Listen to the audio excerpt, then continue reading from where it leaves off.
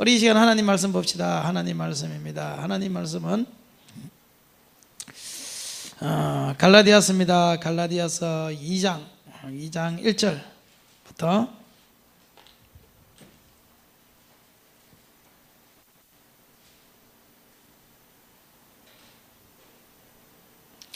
2장 1절에서 10절까지 봅시다. 10절까지. 2장 1절에서 10절까지입니다.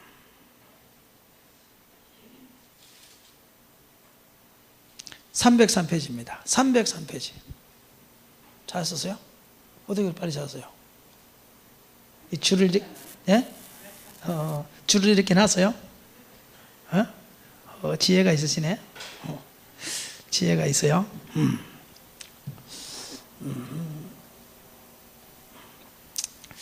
자, 2장 1절에서 우리 10절까지입니다. 한 목소리로 시작.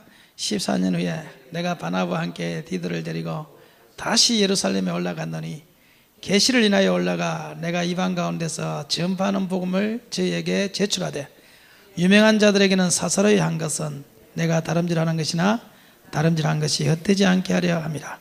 그러나 나와 함께 있는 헬라인 디도라도 억지로 할례를 받게 아니하였으니 이는 가만히 들어온 거짓 형제 까닭이라. 저희가 가만히 들어온 것은 그리스도 예수 안에서 우리의 가진 자유를 엿보고 우리를 종으로 삼고자 함이로되 우리가 일시라도 복종치 아니하였으니 이는 복음의 진리로 너희 가운데 항상 있게 하려 함이라. 유명하다는 이들 중에 본래 어떤 이들인지 내게 상관이 없으며 하나님은 사람의 외모를 취하지 아니하시나니 저 유명한 이들은 내게 대하여 준 것이었고 도리어 내가 무할례자에게 복음 전함을 맡기를 베드로가 할례자에게 맡은가 같이 한 것을 보고 베드로에게 역사하사 그를 할례자의 사도로 삼으시니가 또한 내게 역사하사 나를 이방인에게 사도로 삼으셨느니라. 또 내게 주신 은혜를 알므로 기둥같이 여기는 야고보와 게바와 요한도 나와 바나바에게 교제 약수를 하였으니 이는 우리는 이방인에게로 저희는 할례자에게로 가게 하려 함이라. 다만 우리에게 가난한 자들 생각하는 것을 부탁하였으니 이것을 나도 본래 힘써 행하노라. 아멘. 할렐루야. 저녁 식사들 하셨나요? 맛있게 드셨나요? 우리가 복음과 다른 복음, 복음과 다른 복음입니다. 복음과 다른 복음에 대해서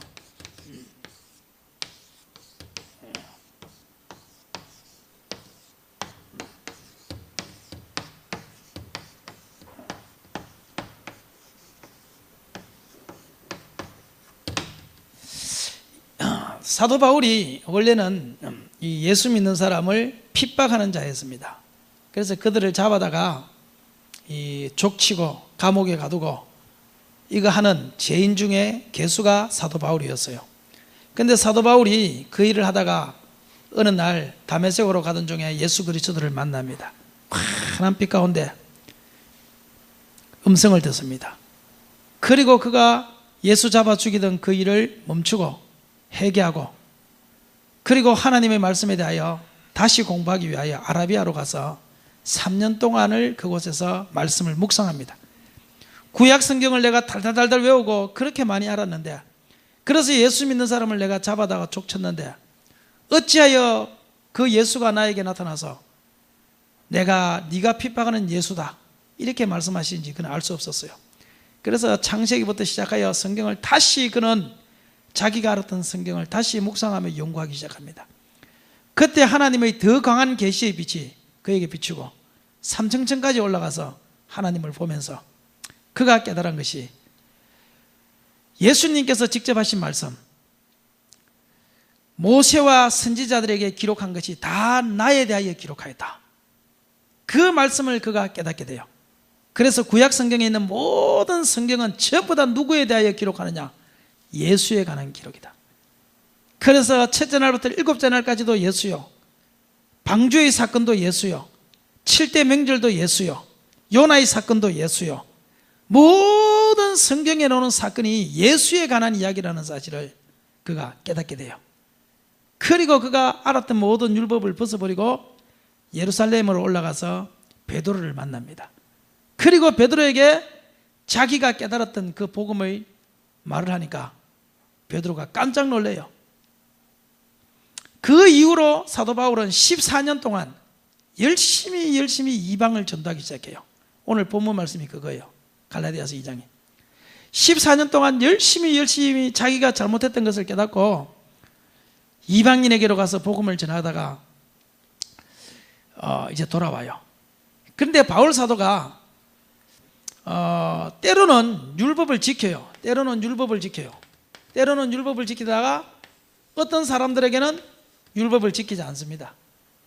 오늘 본문 말씀에 보니까 디도에게는 억지로 할례를 받게 하지 아니하였다 그랬거든요. 디도에게는. 그런데 다른 사람들에게는 할례를 받게 했어요. 사도 바울이요. 할례라는 것은 구약 시대의 법인데 신약 시대에서는 할례를 받지 않아도 됨에도 불구하고 바울 사도는 어떤 사람에게는 자원하는 사람에게는 할례를 받게 하고 억지로는 할례를 안 받게 하는 거예요. 그 이유가 뭐냐라고 말할 때 바울 사도는 무엇 때문에 그렇게 하느냐? 복음 때문이라는 거예요. 복음 때문에. 할례를 받는 것이 복음에게 유리하다면 그는 할례를 받게 하는 거예요. 그렇잖아요. 할례 안 받아서 괜히 그것 때문에 장애가 될 필요가 있어요, 없어요? 없는 거예요. 그러면 차라리 할례를 받고 복음을 전해라는 거예요. 할례를 안 받게 한 사람은 왜 안 받게 했느냐? 할례를 안 받음으로 말미암아 그 사람이 할례를 받으면 율법주의로 바뀌게 된 거예요, 이 사람이. 그럴 때는 할례를 안 받게 하는 거예요. 왜? 틈을 타지 못하게 하기 위하여. 내가 할례를 받는 것은 율법 때문에 받는 것이 아니라 복음 때문에 받는 것인데, 그렇죠? 할례를 이 사람이 받음으로 인하여 오히려 율법주의가 된다면 그 사람 받지 말라는 거예요. 할례를 받으나 안 받으나 그것은 복음에 있어서 중요한 것이 아니고, 내가 무할례자에게는 무할례자처럼 되고 할례자에게는 할례자처럼 된 것은 무엇 때문에 그렇다고요? 오직 복음 때문에 그렇다, 그렇게 이야기하는 거예요. 그러니까 바울 사도는 모든 먹는 것이나 마시는 것이나 생각하는 것이나 습관이나 생활이나 모든 기준이 뭐냐면은 오직 뭐라고요? 복음입니다. 오직 복음.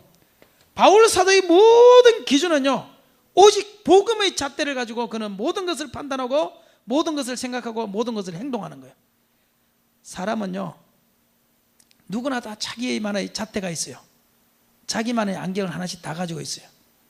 어떤 사람은요, 철학의 안경을 가지고 봐요. 모든 사람이 하는 것을 보면 철학적으로는 말이야, 철학의 안경을 가지고 다 봐요. 어떤 사람은요, 윤리적인 안경을 가지고 봐요. 윤리적으로 볼 때 말이야, 그것은. 그렇죠? 어떤 사람은 불교의 안경을 가지고 봐요. 불교적으로 볼 때는 말이야. 또 어떤 사람은 자기의 자기의 과거에 살아왔던 삶의 안경을 가지고 봐요. 내가 살아온 그 경륜을 볼 때 말이야, 이렇게. 빨갱이들은 맨날 빨갱이 안경을 가지고 보잖아요. 그렇잖아요. 빨간 안경을 끼고 맨날 보잖아요. 그걸 기준으로 해서 전부 다 잣대를 잡아버리잖아요. 그러나 예수를 믿는 사람은요, 오직 무슨 안경?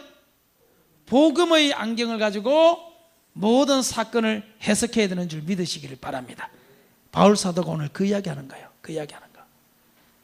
하나님께서는요, 이 세상에 태어나가지고 성경을요, 구약시대에 보면 착하게 살아라는 말이 있어요, 없어요? 그러면 착함이라는 안경을 가지고 모든 성경을 읽어보면요, 모든 성경은 윤리적으로 살으라고 되어 있어요. 그 안경을 끼고 성경을 한번 읽어보세요. 처음부터 끝까지 착하게 살으라고 되어 있다니까. 담대하라, 이 안경을 가지고 한번 성경을 한번 보세요. 그러면 성경은 처음부터 끝까지 다 담대하라는 것만 있어요. 귀신을 쫓아내는 것이다, 이 안경을 가지고 한번 성경을 보세요. 그러면 모든 성경은 전부 다 귀신 쫓아내는 거예요. 귀신 쫓아내는 거예요. 사람은 누구나 다 자기의 사상의 안경, 자기의 생각을 안경을 가지고 성경을 해석하기 때문에 그 일이 생기는 거예요. 그래서 목사님들도 자기의 색깔에 따라서 성경 해석하는 방법이 다 틀려요. 자기의 색깔에. 예? 오랫동안 유교에 젖어있던 목사님이 예수 믿어도요, 그 사람은요, 성경하는 게 꼭 해석하는 게 유교적으로 해석해요. 그렇죠? 김혜경 씨나 이렇게 있잖아요, 무당 출신들 예수 믿는 사람들 봤죠? 그 사람들은요, 모든 성경을 무엇으로 해석하는가 하면 귀신과 성령의 싸움으로만 해석해요. 다 귀신이야, 그 사람들은. 인형을 사도 귀신이고, 그 사람들은요, 그 집에 인형도 못 갖다 놨게요. 왜? 거기 귀신이 있으니까. 그 사람들은 처음부터 자기의 과거에 귀신에게 철저하게 갖고 놀았던, 모든 나무를 봐도 귀신, 선풍기를 봐도 귀신, 모든 것에 다 귀신, 베개 위에도 귀신, 그 앙증을 가지고 성경을 보기 때문에 성경을 봐도 그것만 보이는 거예요. 그 사람들은 그 사항이 없는 것이 아니에요. 성경은 담대하라도 있어요. 귀신을 쫓아내라도 있어요. 할렐루야. 윤리적으로 살아라도 있어요. 그러나 그 모든 것은 어디 안에서 사는가 하면은 복음 안에서, 복음 안에서. 그러니까 성경은 복음의 안경, 복음의 감자를 딱 쥐고 그 다음에 다른 것을 해석하지 않으면 성경은 윤리도덕책이 되어버립니다. 그래서 바울 사도는 그것을 아는 거예요. 그래서 바울 사도는 모든 성경을 해석할 때 예수, 오직 예수, 예수를 해석하는 거예요. 예수로. 성막 예수, 성막을 해석할 때 전부 다 예수를 해석해버린 거예요. 사도 바울은. 아멘. 오늘 할례를 받느냐 말아야 되냐? 예수, 복음으로 인하여 해석을 해버리는 거예요. 사도 바울은 전부 다 성전을 따질 때도 복음으로 해서 예수 성전, 심령 성전, 복음으로 다 해석을 해버려요. 그러니까 저와 여러분이요, 과거에 어떤 안경을 끼고 성경을 봤든지 간에 복음의 안경을 가지고 성경을 봐야 그 성경이 똑바로 봐진다는 사실을 기억하시기를 바랍니다. 그래서 복음은 7가지, 쉽게 말해서 예수 탄생, 예수 고난, 예수 죽음, 예수 부활, 예수 성천, 예수 재림, 예수 다스림, 천년왕국, 그 7가지인데 그것을 하나로 줄이면 오직 예수란 말이에요. 오직 예수, 오직 복음. 그게 똑같은 말이란 말이에요. 그러니까 오직 성경은 7가지 말고는 없어요. 예수 탄생한 것처럼 내 속에 예수님 탄생해야 됩니다. 예수님이 고난을 당한 것처럼 예수를 믿는 사람은 고난당합니다. 그러나 고난은 이깁니다. 예수가 이겼으니까. 예수를 믿는 사람은 예수님 십자가 진 것처럼 각자에게 주어진 십자가가 있습니다. 질병의 십자가도 있고, 환경의 십자가도 있고, 자식의 십자가도 있고, 다 십자가가 있어요. 그러나 예수를 믿는 사람은 그 십자가를 담대하게 예수님처럼 지고 가는 거예요. 할렐루야. 예수님 부활하신 것처럼 십자가를 잘 지는 자는 하나님께서 그 삶을 부활시켜줍니다. 할렐루야. 그리고 죽고 나서도 부활하잖아요. 그리고 그 부활한 사람은 성천하기 시작합니다. 나중에 주님 오실 때도 성천하지만 삶 속에 주님께서 성천하게 만들어요. 모든 일이 잘 되게 만들어줍니다. 할렐루야. 그리고 주님이 다시 오십니다. 그 심령이 있는 사람은 예수 재림을 사모하는 거예요. 주님 다시 오시옵소서, 주님 오시옵소서, 주님 오실 날을 바라보며 사는 거예요. 그리고 그 심령이 된 사람은 예수의 다스림이 일어나는 것처럼 이 세상 가운데서도 생육하고 번성하고 다스리는 역사가 그 사람 심령 속에 일어나는 거예요. 그것이 뭐냐면 그것이 복음입니다. 복음. 복음을 정확하게 알겠나요? 항상 복음을 간직하세요. 복음을 위하여 사는 인생, 먹어도 주를 위하여, 죽어도 주를 위하여, 살아도 주를 위하여, 이것이 다 무슨가 하면 이것이 복음이란 말이에요. 복음. 그래서 예수 믿는 사람은 뭐라고 그래도 복음의 안경을 껴야 돼요. 왜냐하면 이 복음은 전도해서 사람들에게 예수를 전하여 예수를 믿게 하는 건데, 하나님께서는요 이 복음을 얼마나 전도한지 신약 성경에만 복음이라는 단어가 몇 번 있는가 하면 110번 이상 나와요. 110번. 복음이라는 단어만, 전도, 전하라, 정인, 이런 모든 단어를 다 합치면요 수백 수천 단어가 성경 속에 있는 거예요. 이것보다 더 많은 단어가 없어요. 성경 속에는요. 그만큼 예수님이 이 복음을 좋아하는 거예요. 우리 하나님의 소원이 무엇입니까? 하나님이 세상을 이처럼 사랑하사 독생자를 주셨으니 이는 저를 믿는 자마다 멸망치 않고 영생을 얻게 하려 하심이라. 요한복음 3장 16절. 하나님의 소원이 뭐예요? 예수 믿어 구원받으라는 거예요. 우리 예수님은 뭐하러 오셨나요? 다른 가까운 마을들로 가자, 거기서도 전도하리니 내가 이를 위하여 왔노라. 전도를 위해서 주님 오셨대요. 마가복음 1장 38절에 성령을 우리에게 주신 목적이 무엇입니까? 오직 성령이 너희에게 임하시면 너희가 권능을 받고 예루살렘과 온 유다와 사마리아와 땅끝까지 이르러 내 증인이 되리라. 할렐루야. 하나님의 뜻도 예수 믿어 구원받는 것이고, 예수님이 이 땅에 오신 것도 예수 믿어 구원받는 것이고, 성령이 오신 것도 예수 믿어 구원받게 하려고 성령이 오셨다니까요. 그래서 하나님이 제일 좋아하는 것은 복음이요, 예수님이 제일 좋아하는 것은 복음이요, 성령님이 제일 좋아하는 것은 복음이요. 그래서 우리 모든 성도들은요 생각하는 것이나 말하는 것이나 행동하는 것이 복음을 떠나서는 하면 안 되는 거예요. 생각 자체도 복음 안에서만 하세요. 복음 안에서만. 왜 쓰잘데기 없는 생각들을 그렇게 많이 하는지요. 에? 아이고. 한다. 아이고. 사도 바울도 이렇게 해요. 그리스도께서 나를 보내시면 오직 복음을 전하게 하려 하심이라. 고린도전서 1장 17절에. 그러니까 하나님의 관심은 복음입니다. 예수님의 관심도 복음입니다. 성령의 관심도 복음입니다. 하나님의 일꾼의 관심도 복음입니다.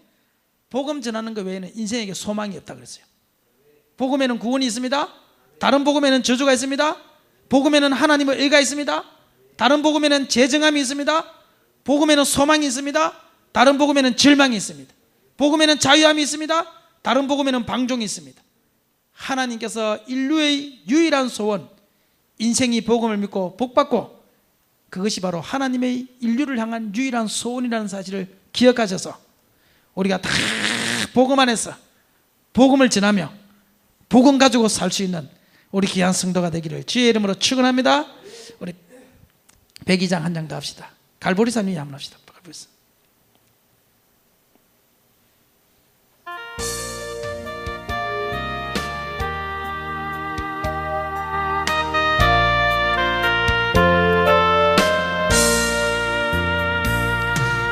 갈보리산 위에 십자가 서서히 주가 고난을 당한 표라.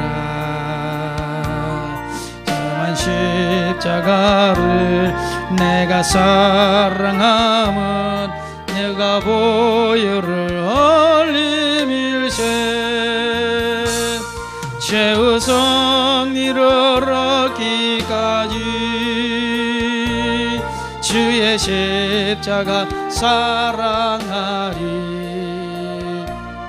빛나면 마귀까지 험한 십자가 붙들겠네. 멸시함을 받은 주의 십자가에 나의 마음이 걸리도다. 귀한 어린 양이 영광 다 버리고 험한 십자가 지셨도다. 최후성 이르러기까지 주의 십자가 사랑하리.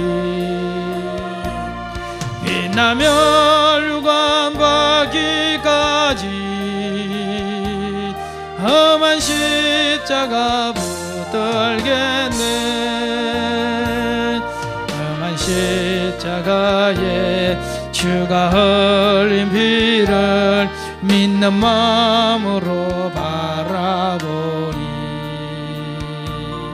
나를 용서하고 내 죄 사시려 주가 흘리신 보혈일세.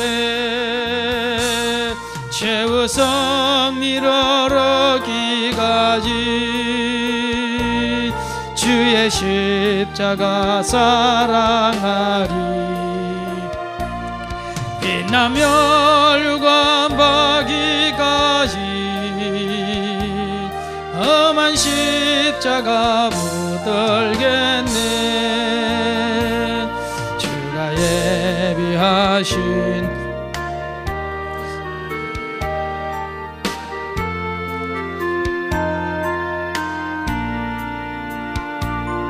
험한 십자가를 항상 달게 지고 내가 죽도록 충성하리. 최후성 이르러기까지 주의 십자가 사랑하리. 빛나면 율관 받기까지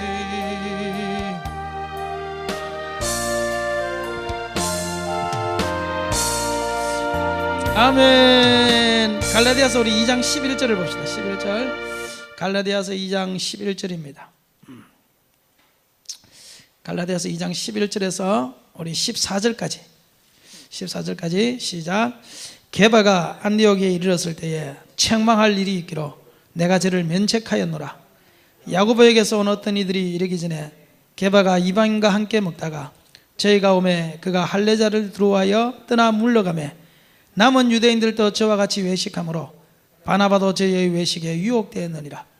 그러므로 나는 저희가 복음의 진리를 따라 바로 행하지 아니함을 보고 모든 자 앞에서 게바에게 이르되 네가 유대인으로서 이방을 쫓고 유대인답게 살지 아니하면서 어찌하여 억지로 이방인을 유대인답게 살게 하려느냐 하였노라. 우리는 본래 유대인이요 이방 죄인이 아니로되. 아멘. 이게 지금 무슨 말인가 하면요, 바울 사도가 복음에 얼마나 미쳐 있는가를 한번 보세요. 바울 사도가 이 게바가 누구냐면은 베드로가 게바입니다. 베드로의 이름이 게바예요. 다른 말로 게바란 말이에요. 베드로가 하루는 이 안디옥에 갔어요.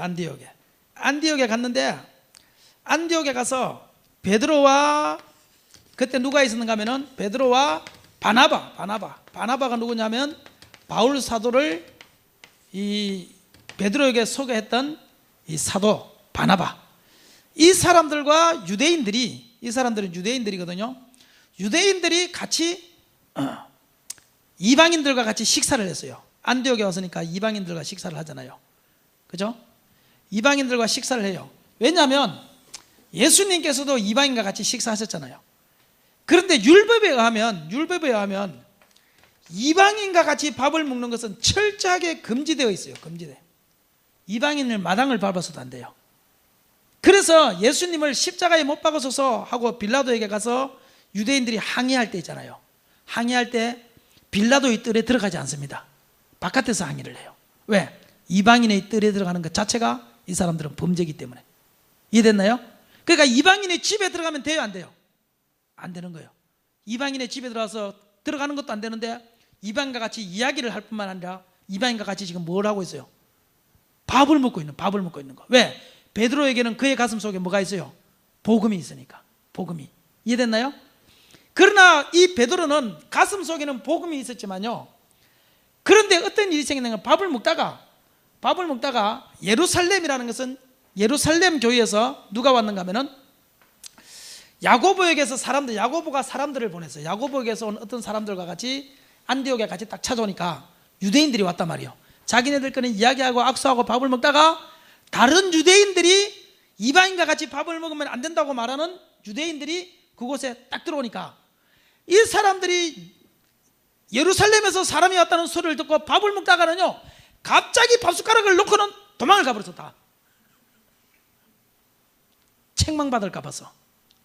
율법에 걸리니까, 율법에 위배되니까 베드로가 내가 베드로 사도로서 이 사람들한테 흠잡힐까 봐서 밥을 먹다가 말고 갑자기 다 도망을 가니까 밥을 먹고 있던 이 이방인들이 열등의식에 사로잡혀가지고 밥을 먹다가 뭐 이렇게 돼가 있는 거예요. 그 소리가 누구의 귀에 들어갔는가 하면은 대쪽 같은 성격을 바울의 귀에 들어갔어요.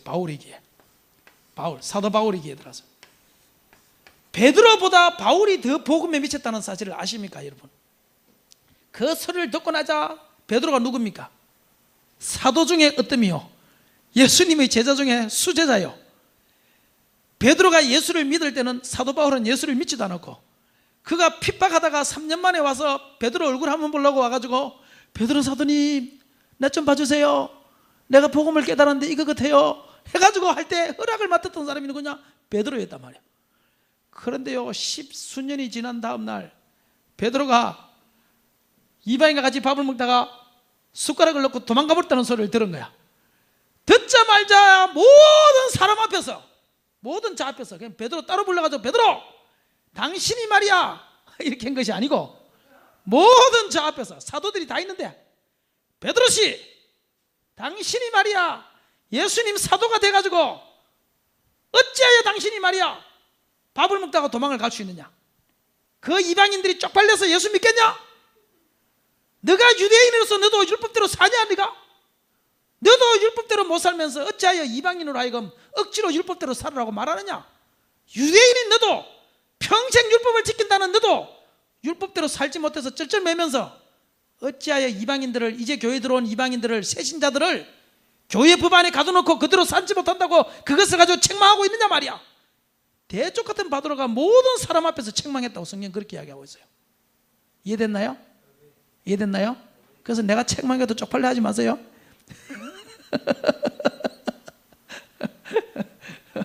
베드로도 말이야 사도 바울 앞에 그냥 책망을 받고 있는데 말이야. 그러니까 베드로는 왜냐면요, 베드로는 예수님을 쫓아다녔지만 이 율법의 짐을요 마지막 죽는 순간까지도 베드로는 사실은 못 벗었어요. 율법의 짐을. 왜? 평생 살아온 전통이기 때문에. 우리도 교회 다니지만요, 교회 다니면서 오래 미신을 섬겼던 사람이나 불교를 섬겼던 사람 보세요. 불교를 오래 섬겼던 사람은 교회 딱 들어오면요 불교식으로 믿습니다. 아무리 없으려고 그래도 우리 한소교 성도님만 봐요. 꼭 손을 합장하잖아요. 이렇게 꼭 합장해요. 그렇게 해야 거룩하게 기도하는 것 같아요. 이해됐나요? 못 벗는 거야. 그러니까 교회 들어와도 억지로 그거를 벗기려고 할 필요가 없는 거야. 오늘 바울 사도가 그 말이야. 지는 지대로 하면서 은혜 받게 내버려두라는 거야. 그것 가지고 뭘 그렇게 따지냐. 너도 오래 교회 다녔고 오래 예수 믿었으면서도 너도 복음대로 살지 못하면서 뭘 이제 교회 들어온 사람을 자꾸 너는 율법으로 짐을 지우게 하려냐. 지금 그 소리예요. 베드로를 향하여 지금 그렇게 이야기해. 책망하는 거. 그러니까 사도 바울은요 베드로보다 훨씬 복음에 미쳤어요. 그리고 베드로는요 평생 이 율법의 짐을 평생 못 벗었어요. 왜 못 벗었는가 하면 사도행전 10장에 보면 욥바의 집에서, 시몬 피장의 집에서 이 베드로가 하늘에서 지붕 위에서, 그 지붕은 우리처럼 삼각 지붕이 아니고 옥상이란 말이에요. 옥상. 그곳에서 기도를 하고 있어요. 베드로가 하루에 3번씩 습관을 따라서 기도를 하고. 그런데 하늘에서 보자기에 이상한 것이 내려와요. 한상 가운데 이상한 것이 내려와서 풀어보니까 그 속에 개미라든지 지저분한 음식 있잖아요. 율법으로 말하면 먹지 못하는 음식, 성경에 보면 먹지 말라는 음식이 있어요. 먹지 말라는 음식이 그곳에 있는 거예요. 그리고 베드로야 먹으라 하니까 베드로가 아니 못 먹습니다. 하나님께서 이걸 지저분하다고 그랬는데 내가 어떻게 먹습니까? 하나님이 깨끗하다 말한 것을 내가 속되다 말하지 말라. 딱 올라가 버려. 한상 보자기가. 두 번째 또 내려옵니다. 베드로야 먹으라. 하나님이여 율법에 의하면 이것은 못 먹는 것입니다. 나는 먹을 수 없습니다. 하나님이 거룩하다는 것을 내가 속되다 하지 말라. 보자기가 올라가 버렸어요. 그 환상을 몇 번 보는가 하면 3번을 봐요. 3번을. 딱 환상이 끝나자마자 누가 왔는가 하면 고넬로가 왔어요. 이방인 고넬로가. 그 환상 속에 있던 그 보자기가 누구냐면 고넬로인 거예요. 고넬로가 복음을 알고 싶어서, 하나님을 알고 싶어서 구제하고 선행하고 미치는데도 하나님에 대하여 똑바로 자기에게 가르쳐주는 사람이 없을 때 하나님이 천사를 통하여 베드로를 찾아가라 그런 거예요. 찾아가라 그러면서 베드로에게 환상을 보여주는 거예요. 너에게 고넬로가 올 것이다. 너가 절대 지저분하다 생각하지 말고 그런 이방인이다 할지라도 하나님께서 깨끗하다고 말한 사람이니까 율법에 매여서 네가 살지 말고 그에게 가서 복음을 전하라. 이걸 베드로에게 하나님은 3번을 가르쳐 주셔야 두남 베드로는 깨닫는 거예요. 그리고 안디옥에서도 이런 사건이 있는 거예요. 이 사실을 볼 때 베드로는요 평생 율법의 짐을 못 벗어요. 그래서 그 사건 이후로 사도행전 10장 이후로 12장 13장부터는 하나님께서는 베드로를 이방인에게 보내는 것이 아니고 너는 율법의 짐을 너는 평생 못 벗어. 너는 그냥 유대인에게 복음을 전해. 그래서 무식한 베드로가 유대인에게 복음을 전한다고 얼마나 고생해 주는지 아십니까? 유대인들은 똑똑하거든요. 그런데 무식한 베드로가 그 바람에 그때부터 이방인에게는 문만 열어놓고 자기가 못 들어가요. 누구를 보냈냐? 하나님께서 사도행전 13장부터 사도 바울은 한 번 예수 믿고 나서 율법의 짐을 완전히 벗어버립니다. 완전히 깨뜨려 버립니다. 이방인과 밥을 먹습니다. 식사를 합니다. 이방인에게 할례를 베풀기도 하고 베풀지 않기도 하고 율법에 대하여 자유함을 얻어버렸기 때문에 그때부터 사도행전 13장부터 베드로의 시대가 아니라 끝나고 누구의 시대로 바뀌어요? 사도 바울의 시대로 성경은 바뀌어버려요. 이해되셨나요? 저와 여러분도 마찬가지입니다. 저와 여러분도 예수 오래 믿어서 자꾸 전통의 굴레, 전통의 짐, 이 전통이라는 짐에 우리가 굴레를 벗어나지 못하면 목사님은 가운을 입어야 돼요. 전통적으로. 목사님은 넥타이를 전통적으로 매야 돼요. 이런 전통의 굴레, 새로운 포도주, 새 포도주는 새 부대에 담아야 되는데 전통의 굴레를 벗어나지 못하고 그 그릇은 복음을 담는 그릇일 뿐인데 그 그릇을 변화시키지 못하고 그래서 이방인들에게, 믿지 않는 사람들에게 우리가 복음을 똑바로 전하지 못하고 믿지 않는 사람들이 그것 때문에 교회 들어오지 못하도록 만들어 놓는다면 그것은 누구와 같은 어리석은 죄를 범하는가 하면 베드로와 같은 어리석은 죄를 범하는 거라는 사실을 우리는 기억해야 돼요. 그러면 그 사람의 시대는 거기서 끝나요. 당신이 처음 교회 들어왔을 때 하나님이 당신을 지금까지 사용했다면 왜 사용했는지 아십니까? 당신은 사도 바울처럼 전통의 굴레에 갇혀 있지 않았기 때문에 당신을 사용한 거란 말이에요. 그런데 올해 14년이 지나고 보니까 당신은 또 다른 전통의 굴레에 둘러싸여 있다면 하나님께서는 또 새로운 사람을 통하여 하나님의 역사를 이루어갈 수밖에 없다는 거예요. 기억하십시오. 사도 바울은 그런 베드로를 향하여, 베드로가 누굽니까? 하나님의 수제자요, 예수 그리스도의 수제자요, 자기가 어린아이 이제 믿을 때 자기를 인정해 줬던 사람인데 그 사도 베드로를 향하여 사람 앞에서 책망하면서 너가 유대인으로서 유대인답게 율법을 올바로 지키며 살지 못하면서 어찌하여 이방인을 율법대로 살으라고 너가 강조하느냐? 책망했다는 사실을 기억하십시오. 오직 믿음으로 구원 얻습니다. 오직 복음으로 천국 갑니다. 오직 복음만이 소망입니다. 복음 외에는 소망이 없습니다. 교회는 끊임없이 율법을 전하는 것이 아니고, 교회는 끊임없이 전통을 전하는 것이 아니고, 교회는 끊임없이 복음을 전하는 거예요. 끊임없이 예수 구원, 예수 사랑, 예수 능력, 예수 전하는 것, 이것이 교회라는 사실을 우리는 기억하시고, 그 외에 다른 것은 조금 약해도, 조금 부족해도, 조금 실수해도, 조금 모자라도 그것은 다 내버려 두세요. 베드로처럼 책망 안 들으려면. 할렐루야, 할렐루야. 그게 복음이란 말이에요. 그래서 복음 안에서는 자유함이 있다. 아까 전에 우리 2장에 보니까 이런 이방인들로 하여금 우리가 가진 자유를 엿보지 못하게 하려고, 우리를 종으로 삼지 못하게 하려고, 율법의 종으로 삼지 못하게 하려고 내가 헬라인 디도에게는 할례를 베풀지 않았다, 그렇게 전가하잖아요. 그러니까 우리는 절대 매여 있으면 안 됩니다. 쓸데없는 곳에 매이려면 사명에 매이세요. 매이려면 복음에 매이세요. 매이려면 예수에 매이세요. 그게 매여야지. 자꾸 쓸데없는 것에 매이면 안 돼요. 자꾸 나를 매지 마세요, 쓸데없는 곳에. 아멘. 우리 오인선 지사님 웃는 거 보니까 갑자기 기분이 좋아지네. 찬송 한번 합시다.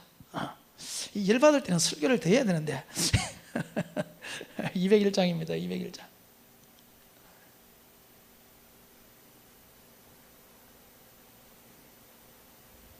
한 번 더 합시다. 201장. 아버지,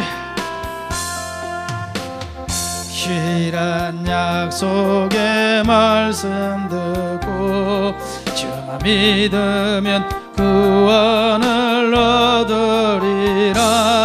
할렐루야, 할렐루야. 내가 예수를 믿어 그의 흘리신 피로 내 씻었네. 할렐루야, 할렐루야. 내가 예수를 믿어 그의 흘리신 피로 내 씻었네. 나의 갈 길이 산하고 위험, 항상 예수의 도우심 믿고 가네. 할렐루야, 할렐루야. 내가 예수를 믿어 그의 흘리신 피로 내 죄 씻었네.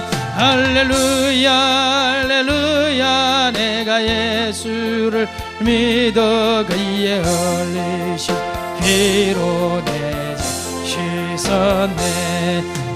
보좌의 천사들 둘러서서 우리 구주를 높이어 찬양하네. 할렐루야, 할렐루야. 내가 예수를 믿어 그의 흘리신 피로 내 죄 씻었네.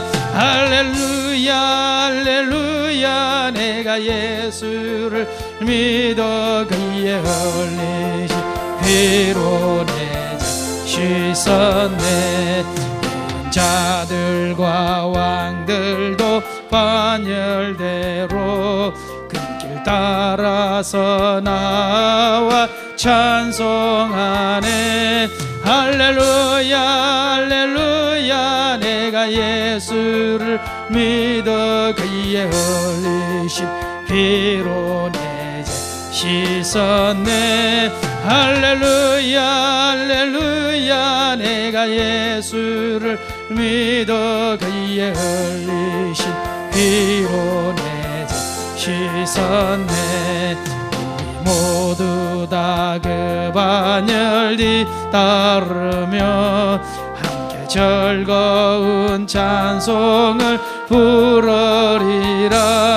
할렐루야 할렐루야 내가 예수를 믿어 그의 흘리신 피로 내 죄 씻었네.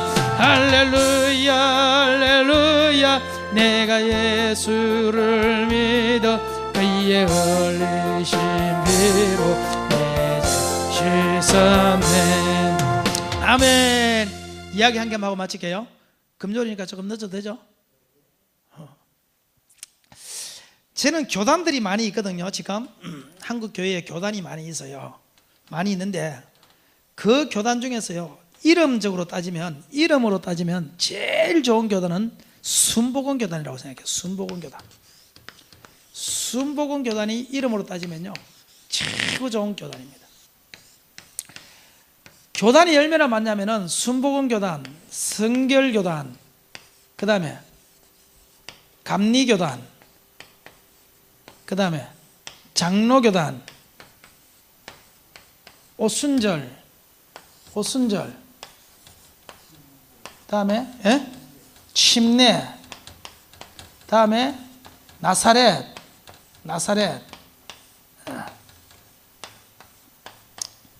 뭐 대충 이 정도죠. 그 장로교단 안에서도 뭐 이게 뭐 90몇 가지가 있다고 그래요. 장로교단이 최고 이게 많은 게 장로교단은 골치 아파요. 그 안에서도 자기네들끼리도 정리가 안 돼요. 하여튼 골치 아파요. 장로교단. 그래서 이단이 제일 많은 교단이 어디냐면 장로교단이. 그냥 이단들은요 그냥 장로교단 이름 간판 붙이라면 그냥 안심이거든. 워낙 교단이 많으니까. 우리 성결교단은 2개밖에 없거든요. 예성하고 기성하고. 이단들이 간판 붙이라면 어떤 교단입니까? 예성, 기성 2개밖에 없거든. 우리 안식교단이 되려면 대반 이단인 거 알아버리거든. 그런데 장로교단은요 간판을 붙여놔도 이게 90몇 가지가 되니까 장로교단 사람들도 장로교단 무슨 판지 몰라. 우리 안식판 되려면 그게 있나 보다 이래. 그래서 이단들이 전부 다 무슨 간판을 내그런가 하면은 장로교단 간판을 다 내그래요. 이단들이. 이게 이제 이해되셨죠?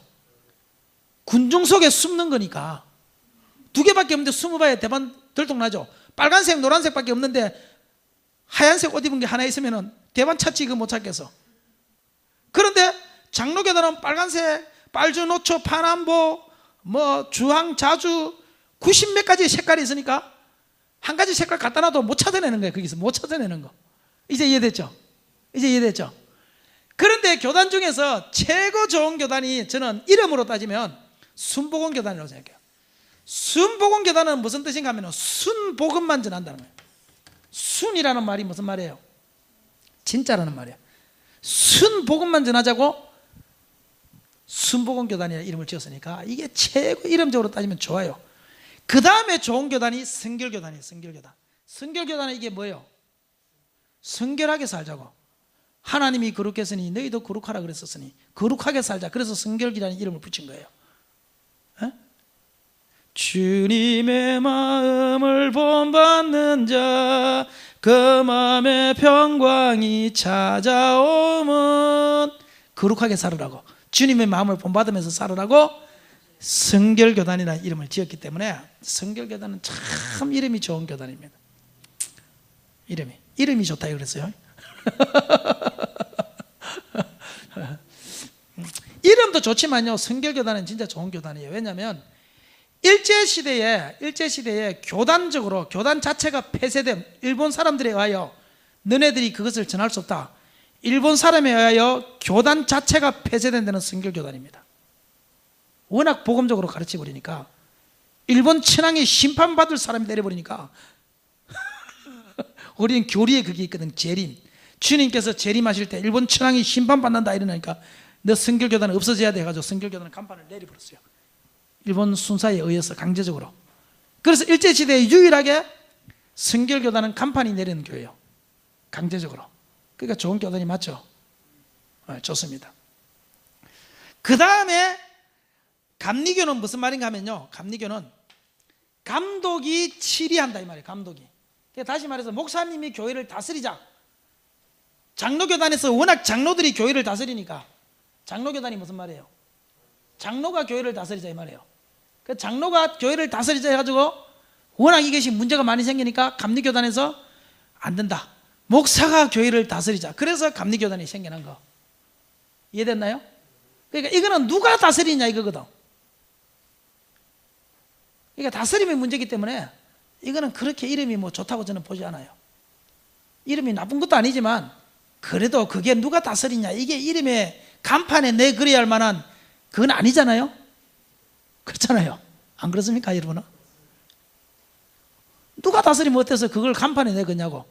숨어서 해야지. 그거는 숨어서, 야 내가 교회에서 다스린 게 까불지 마라, 이게 숨어서 해야지. 그걸 떳떳하게 내건다고 뭐 되나 그게. 오순절 교단은 뭐냐면, 오순절은 오순절날 성령이 임한 것처럼 우리는 오순절을 사모한다. 그래서 오순절 교단입니다. 이 오순절 교단이 사실은 순복음 교단이죠. 오순절 교단, 순복음 교회 이렇게 되어 있습니다. 침례 교단은 뭐냐면은 세례를 받을 때 양례를 안 받고 물속에 쫙 잠근다. 그래서 침례, 우리는 침례한다. 그래서 침례 교단은요, 심지어는요, 다른 데서 양례를 받았잖아요. 그럼 세례로 인정을 안 하고 자기네들은 또 다시 와서 침례 받도록 만들어요. 에? 우리는 침례에 대한 권한을 강화한다. 그래서 침례 교단이에요. 아이고 침례를 받으면 어떻고 양례를 받으면 어떻고 그게 천국 가나요? 뭐 그게 뭐가 그렇게 중요해요? 그렇죠? 그렇잖아요.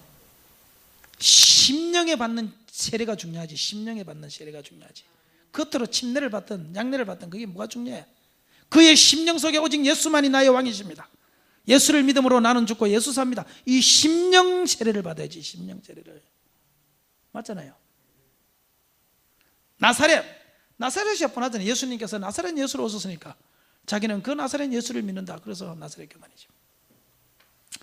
그러니까 이름을 보면 최고 좋은 교단은 무슨 교단? 순복음 교단이 최고 좋은 것 같아요. 두 번째는 성결교단이 좋은 것 같아요. 나머지는 뭐 3, 4, 5등 무엇을 하든지 나하고 관심 없어요.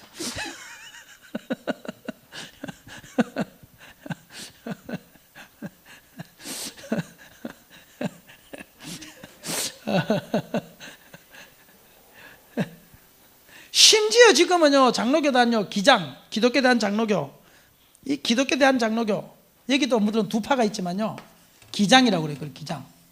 이 기장은요, 심지어는요, 지금 술, 담배까지 다 먹어요. 기장 목사님들은요. 그러니까 전체가 아니고 그 한 파가 있지만, 두 파가 하면 나눠지가 있다고, 기장도. 한 파가 있지만, 거기는요, 아예 술, 담배까지 다 먹어요. 그래서 술, 담배 못 끊는 목사님들은 전부 다 기장 가요. 더 재밌는 게 뭔지 알아요? 어떤 목사님이 그러는데, 자기가 부흥회를 하러 갔대요. 그 교회에다가. 부흥회를 하러 갔는데요, 이분은 또 거룩한 교단의 목사님이야. 부흥회를 하는데요, 하나님 앞에 성결하게 살고자 하는 목사님이야. 그런데 이분이 부흥회를 갔는데요, 회를, 저녁 식사를 대접하는데 회를 먹으러 갔대. 회를 먹으러 가니까 횟집 주인이요, 목사님 오셨네요. 근데 소주는 무엇으로 드릴까요? 자기요, 기절초풍하는 줄 알았대. 그날 기절초풍하는 줄 알았대. 자기는 평생 그런 것들 자기는 들어본 적이 없대. 그 나중에 알고 보니까 기장은 술, 담배를 다 한다고 그렇게 이야기를 하더래.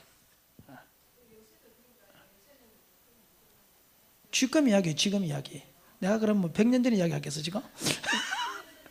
네. 지금도 마찬가지예요. 기장은 지금도 마찬가지예요. 얘네들이 지금 막 데모하는 그 데모하고 맨날 그 빨간 티 두르고 데모하는 그쪽 파가 대부분이 이 파입니다. 이파인지 양파인지 모르겠지만 이 파들 은혜가 없어요. 은혜가 없어. 그 속에 복음이 없어. 그 속에 복음이 없어. 그 사람들은 모든 성경을 볼 때마다 환경의 색깔로 보는 거야. 사상의 색깔로 보는 거야. 인권의 색깔로 보는 거야. 그러니까 복음이 없어요. 복음이 없어. 그 속에.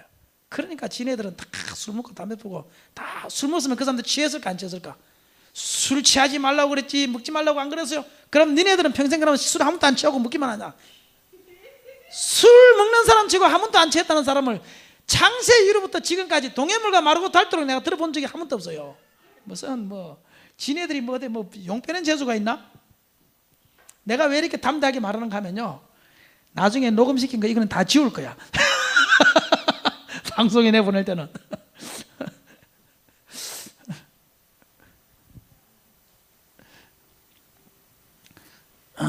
그렇단 말이에요. 그러니까 우리는요, 이 복음의 안경을 끼지 않으면요, 우리는 분별력도 없어져요. 항상 복음의 안경을 딱 중간에 놔둬 놓고, 할렐루야, 오직 예수 합니다. 오직 예수, 오직 복음. 그거 외에 소망이 없는 거예요. 그것만이 능력인 거예요. 다른 것은 다 양보해도 이거는 양보하면 안 되는 거예요. 이거는 내 가슴 중심 속에 철저하게 가지고 있어야 돼요. 율법은 양보해도 괜찮아요. 환경 문제는 양보해도 괜찮아요. 다 양보해도 돼요. 그러나 복음의 문제만은 양보가 돼서는 안 되는 거야. 이것만은 우리 심령 속에 피의 언약을 가지고 살아야 되는 거예요. 이것만. 아멘, 아멘, 할렐루야. 찬송 하나.